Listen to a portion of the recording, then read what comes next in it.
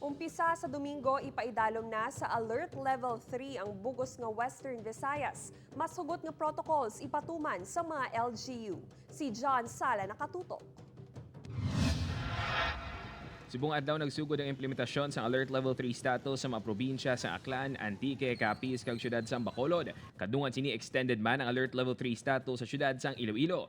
Subong adlaw ginanunsyo man sang IETF nga sugod Enero 16 tubtob 31, Alert Level 3 na ang bugos nga Western Visayas. Sa pagsinapol sang Regional Interagency Task Force kag sang Regional Task Force on the Management of Emerging Infectious Diseases, naisugdan nga magapatuman sang dugang nga protocol sa mga LGU santo sa guidelines sang IETF agud masiguro nga hindi na magsaka o kung makontrol ang pagduging sa COVID-19.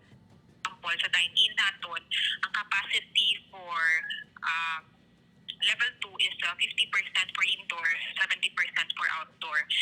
Kung sa may alert level 3 naman naton niya, panubo ini sa 30% ang aton nga indoor and 50% ang aton nga outdoor. And also, ginalikawan naton sa gihapon ang mga non-essential na mga activities, mga casinos naton, also mga naka-fighting activities naton.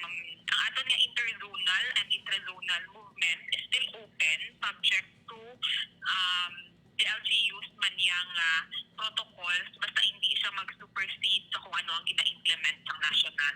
Sa probinsya sang Antique, suno kay Governor Dora Cadiao magluwas sa pagdumili sa mga dalagkong aktibidad nga posible mangin super spreader events, mangin mas strikto na ang provincial government sa magasulod sa Antique halin sa luwas sa rehiyon. Ang ginapaano lang natin ang RT-PCR sa incoming mga travelers entering Antique.